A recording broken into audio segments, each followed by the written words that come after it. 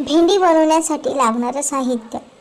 तर भेंडी स्वच्छ धुवून कोरडी करून त्याचे काप करून घ्यायचे आहेत. नंतर लसूण घेतला आहे, टोमॅटो चॉप केला, हिरवी मिरची चॉप केली आणि कोथिंबीर देखील बारीकशी चिरून घेतली.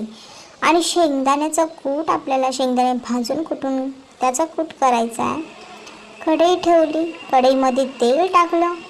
तेलामध्ये आपण टाकणार आहोत मिरची, लसूण आणि छान गोल्डन फ्राय होईपर्यंत याला होऊ द्यायचं आहे. झाल्यानंतर आपल्याला जी कोथिंबीर बारीक चिरलेली ती देखील टाकून घ्यायची, छान मिक्स करायची. नंतर चॉप केलेले टोमॅटो टाकायचे.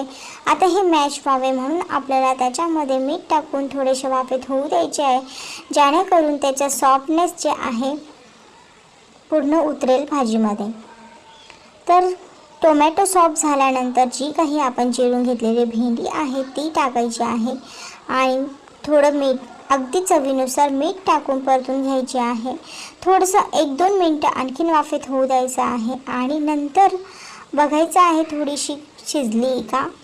तर त्यानंतर आपल्याला आहे ना जो काही शेंगदाण्याचा कूट केलेला आहे तो टाकायचा आहे. छान असं त्याच्यामध्ये मिक्स करायचं आहे. मिक्स करून झाल्यानंतर आपल्याला वाफेमध्ये 2 ते 3 मिनटं भेंडी ही होऊ द्यायची आहे. अगदीच रेडी आहे आपली सिंपल सोबत भेंडीची भाजी.